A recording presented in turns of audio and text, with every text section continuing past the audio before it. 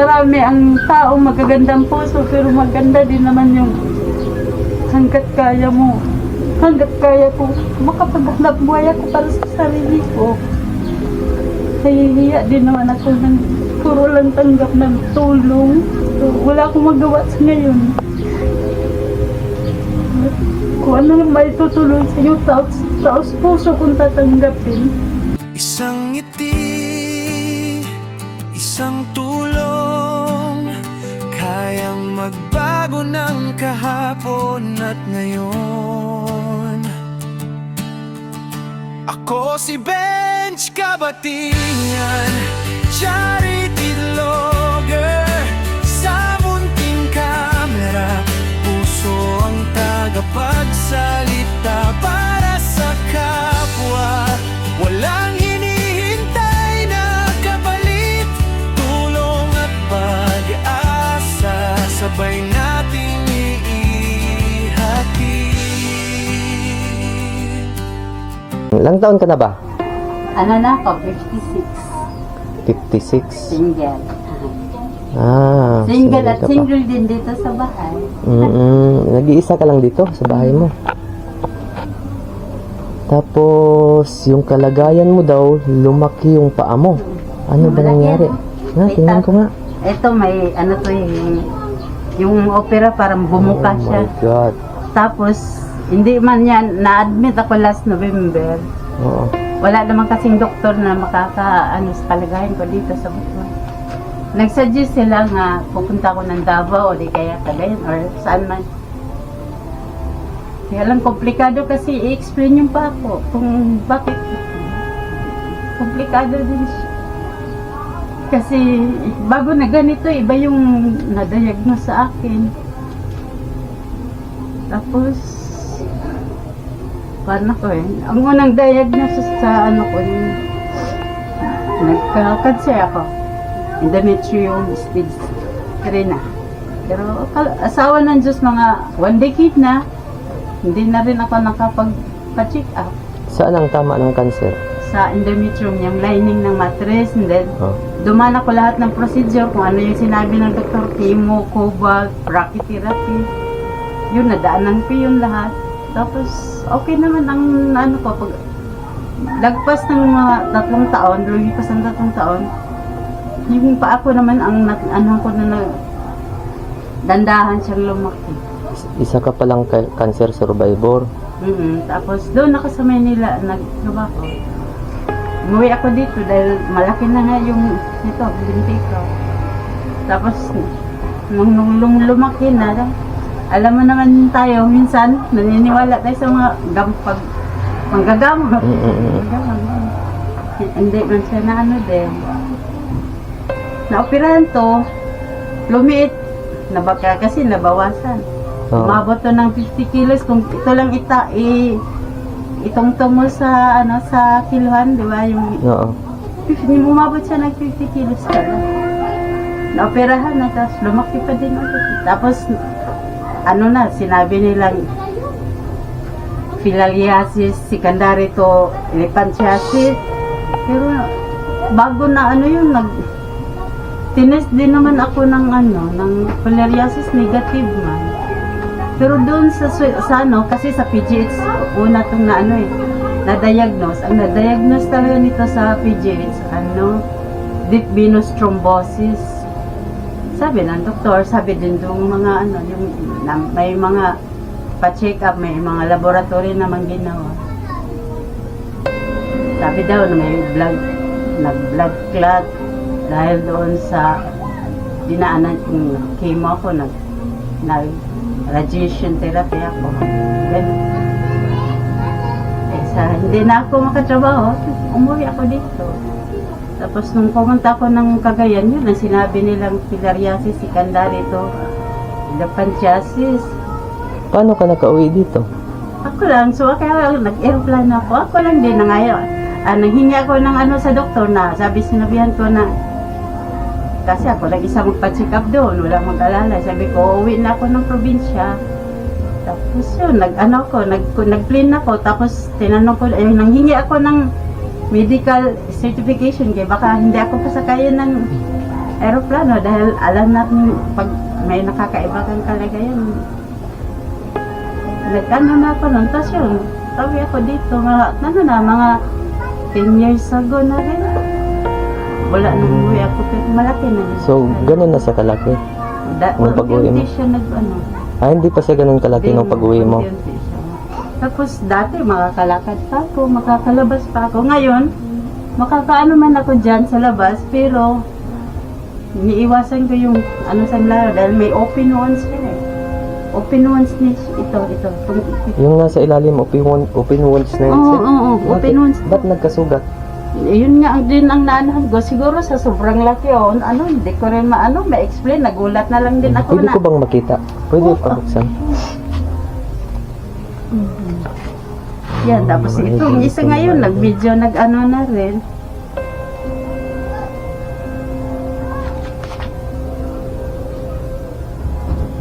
Ang tigas, no? Pero pag minamassage mo siya, naano din siya. Pero bumabalik talaga. Ang laki pala niyan. Ang laki Oo. pala. Kaya ganito ang position ko kasi kung buong katawan ko ganyan, mahirapan ako bumaba. Buting ganito kasi Ito siya. Ganun ito din. rin, unti-unti na rin siya. Bago lang to. Late last year lang to nag-ano. Dati hindi. Ito, bago lang to. Pero siguro ayaw ka na. Ano ba sa tingin mo, ate? Ba't nagkaganon? Nalilito rin ako na maraming tanong na hirap sagutin. Bakit? Daming bakit.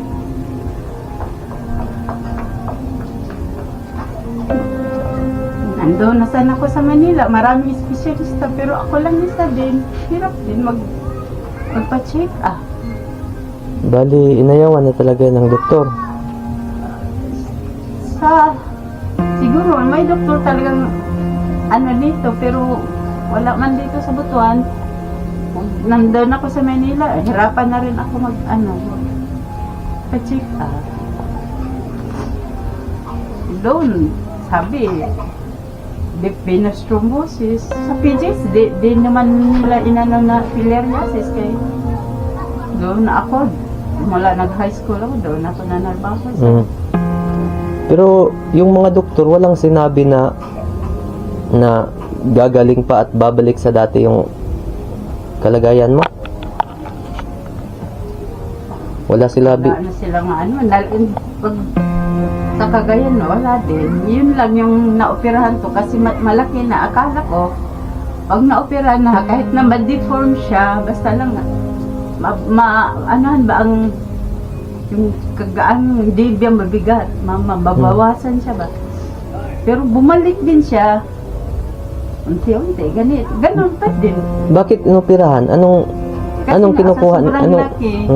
Sa sobrang laki, sa kagustuhan kong mabawasan dahil buhay pa noon mama ko. Ibang buhay ka ng kahit dyan, magtinda-tinda dahil mahilig din ako magluto-luto dati, mag-anak. Maganyan na magluto. Hanggang sa hindi na talaga lumaki ng tapos. Ibig sabihin hindi ka na makatayo niyan? Hindi ka na makalakad? Makababa ako dyan. Makakarating ko doon, magpaglaba ng konti. Pag medyo, pag masakit, dito lang ako. Hindi ako makaapak dyan sa sakit. Paano yung kakainin mo? Ganito na ako, ganito. Ngayon, nung ilang buwan yun, hindi ko kayang tumayo talaga. Si Janice. Kaano-ano mo po siya? Kapitbahay. Kapitbahay lang, hindi mo siya kaano-ano? Yun nga sabi nila, adopted sister.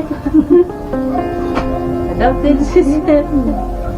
Siya, pag may magbigay sa akin ng bigas, bigay ko sa kanya, magpasain ako. Napakalaking ganti itong ginawa mo galing sa mahal na Panginoon. Dahil hindi mo kaano-ano si ate, pero nandito ka. Ang Diyos yung mag-ano sa'yo. Ganito ako, magsandok, Ang Diyos yung magbigay sa'yo ng pagpapala. Dahil hindi mo pinabayaan. Halos lahat ng gagamitin ko, ganito na ako. Para, dilin na. Paano yan? Pag maligo ka, minsan lang ako, bihila lang maligo, punas-punas. pag pag magbawas ka, May Pupunta ka ng ano toilet. ako, nagka-diaper ako. Ang pinakamalaking gastos ko, diaper. Tapos, diaper talaga. Kung maiihi ako, matagal ako makababa, makaihi na ako. Bukod lang sa magbawas. Kasi maano mo pa, makokontrol ko pa. Kahit na mabagal, matagal ako. Ganito ako magbaba. Ganyan. Una ko to, tutulak ko tong upuan. Tapos, dandahan ko itong igagalaw ng ganyan. Pero kahulog. Mababa siya. Tapos, alalayan ko nito. Yan. Ilang taon na yan, te? Mga 10 na siya. 10 mahigit. Nako po. Sabi nga nila, kasi ang inanuhan ko na open one siya, tapos tatakot din ako alam mo na, ano tawag niya, ma-infection. Well, ano siya, open. Ba't nagkasugat yan? Ba't nagkasugat yung nasa ilalim? Di ko, Ano nangyari? nagulat na lang ako sa ng isang napunit siya, para siyang napunit na, nagulat na lang ako na umano na yung dugo eh. May iniinom kang gamot? Mayroon akong, may niresita sa akin, pero hindi na akong inom. Kasi, pag ma-hospital ka, maraming laboratory, nakita nila, high blood ka, mga cholesterol, ganyan-ganyan, nabi. Sabi ko, saan ako lulugar? High blood ba ako? Anemic ba ako? Ano ba? Hindi na lang muna ako inom ng gamot. Ganun. Komplikado siya, mahirap siya i-explain. Kaya pag ikininto ko yung anong first nangyari? Cancer. Endometrium. Tapos, naabot dito sa binti. Tapos, nahirapan mo. Maraming bakit.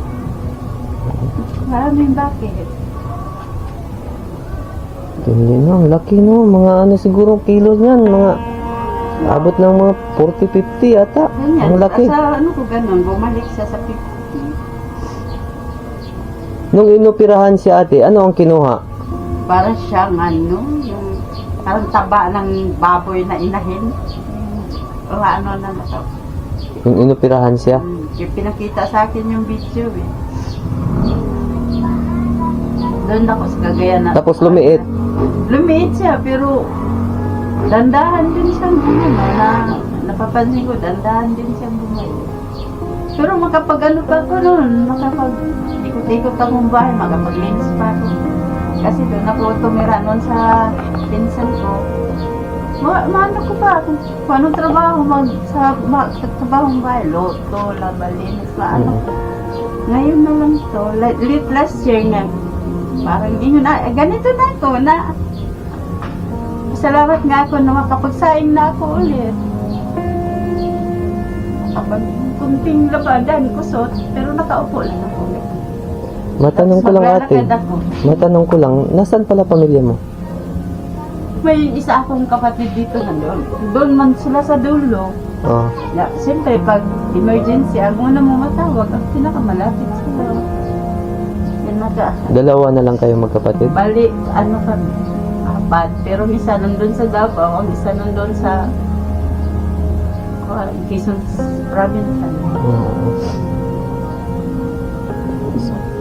May nalaman ka ba na katulad mo rin ng mga relatives mo? Na mga na mga pinsan mo, ganon? Mga kamag-anak mo? Wala kang nalaman na ganon?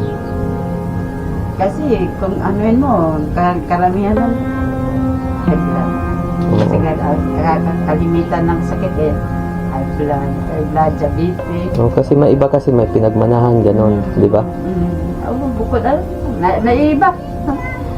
Bakit? Bakit?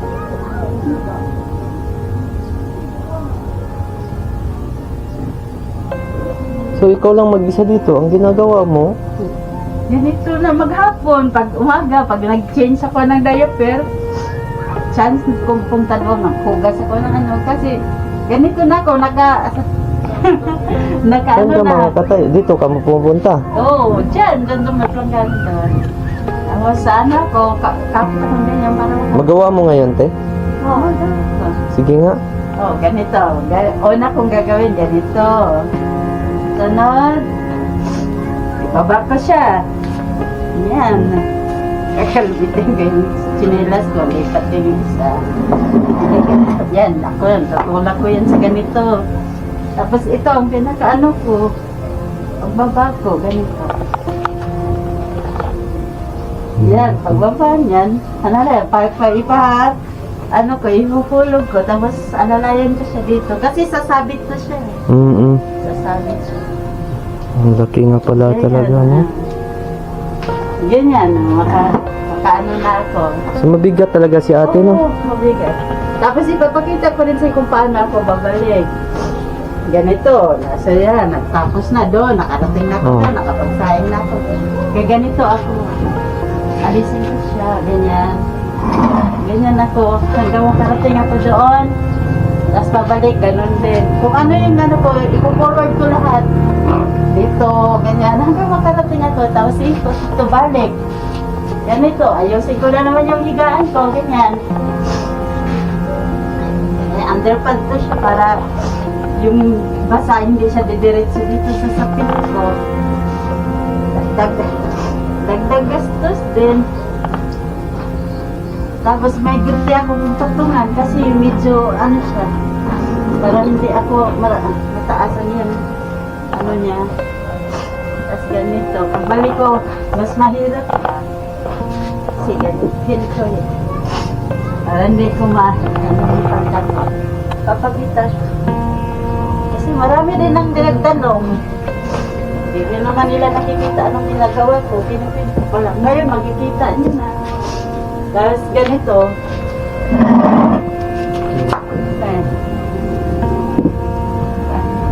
Ibabalik ko siya.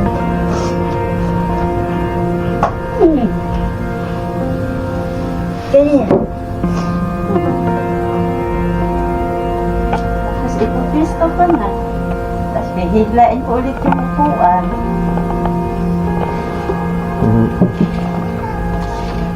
Ang hirap pala ate, no? Oo, itutulak ko sa ganyan. Tapos lahat ng ano ko na, parang all in na, nandiyan na lahat. Kasi yan. Yung sa kabilang paa mo ate, bago pa lang yan. Last year lang to. Last quarter na. Kasi ganito ko siya kasi hindi siya Hindi mo abot kaya. ng ganyan. Hindi siya makaabot kung siya lang. Kasi mabigat. Gaganatin ko siya. Ganyan. Tapos aayusin ko na. Tapos tatakban ko ng kung ganito kasi iniiang langaw. Ganang araw sa lahat sa nakakapanood nitong video ko. Nanghihingi ako ng tulong sa inyo kahit na pero ang pinaka-concern ko na sana ma-close tong open wounds ko kasi dito sa Butuan wala mang doktor na espesyalista para dito.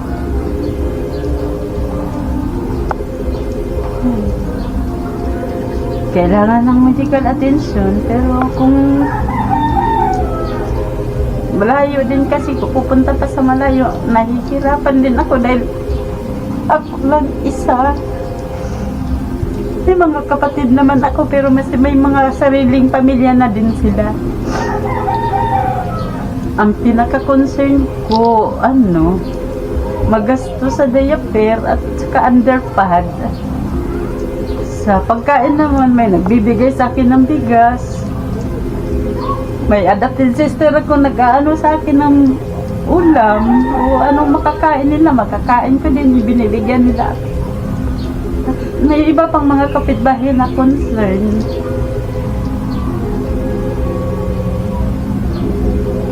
Pinapangarap ko rin na makapaghanap buhay pa kahit pa konti-konti kasi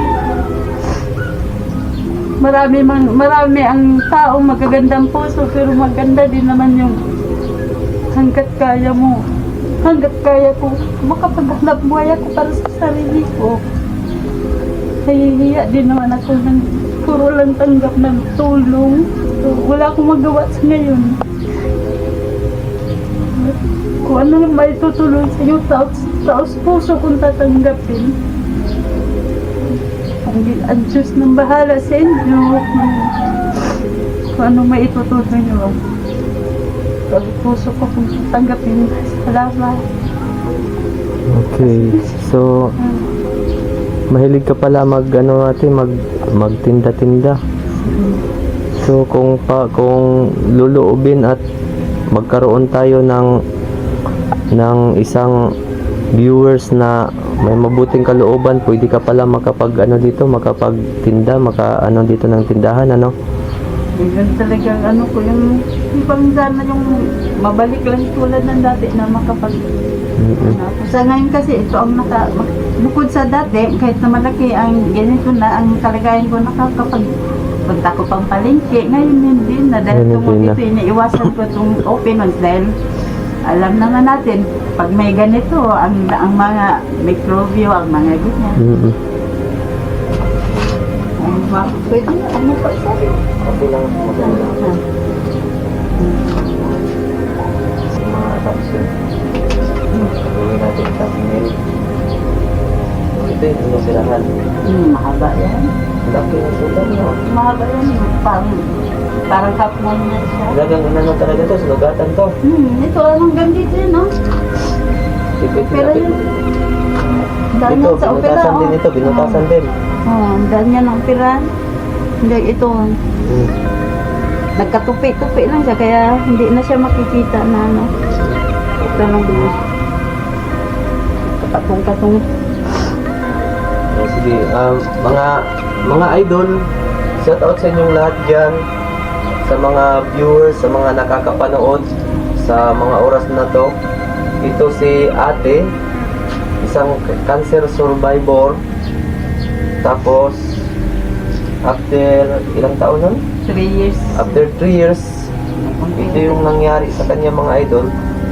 Hindi niya alam, kahit mga doktor, hindi alam kung paano at ano ang pamamaraan para maibalik sa dati yung paa niya. Talagang na-deform talaga, masyadong na-deform. So sa ngayon po, mga idol, si ate, nanawagan si ate na kung may mga gininto ang puso ng mga viewers na pwede makapag-abot ng tulong kay ate, maaari po nyo akong i-message. Nandyan po sa description box yung yung information ko. Tapos pwede din po kayong tumawag. So ito, mga idol, si ate, mga idol, so kailangan niya ng mga yung katulad ng diaper, ibang mga pangailangan niya dito, at humihingi ng habag sa inyo, mga idol, para sa mga may ginito ang puso na mabigyan siya ng isang maayos na pamumuhay katulad dito, mga idol. Pwede siya magbinta-binta dito ng kahit anong, mga idol, habang nandito siya, nakakatayo pa naman siya. So ito, mga idol,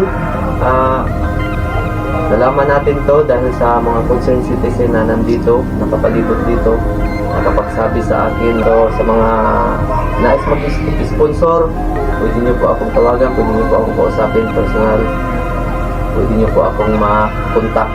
So ingat po kayo lagi dyan. Share the love, hope and blessings po.